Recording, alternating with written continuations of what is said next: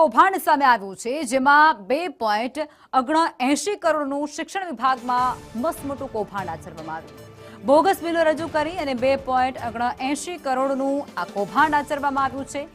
જેમાં કરાર આધારિત 2 કર્મચારીઓએ આ કૌભાંડને આચર્યું છે, જેમાં સમગ્ર કૌભાંડ મામલે હવે ડીઈઓ દ્વારા ફરિયાદ પણ નોંધાવી દેવામાં આવી છે અને હવે આ મુદ્દાને લઈને કાયદાકીય પગલાં પણ ભરવામાં આવશે। જે આરોપીઓ છે જેમના પર કડક કાર્યવાહી થશે।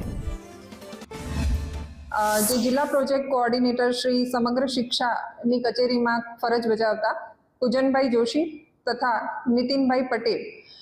તેઓએ જે તે સમયે સરકારી ધારાધોરણ મુજબની ખરીદી પ્રક્રિયાને ફોલો નહીં કરીને અને એ અંગેનો રેકોર્ડ કચેરીમાં નહીં નિભાવી તથા વિવિધ એજન્સીઓ સાથે જેમ જે એજન્સીસના નામ બોલીશ, JS computer Godhra, Shriram enterprise Rajkot, Vedika enterprise Rajkot, Akshar safety products Rajkot, આ તમામ એજન્સીઓ સાથે મેળાપીપણું કરીને અને એક ષડયંત્ર રચી અને ટોટલ રૂપિયા 2,79,59,816ની ઉચાપત કરીને એક ગુનો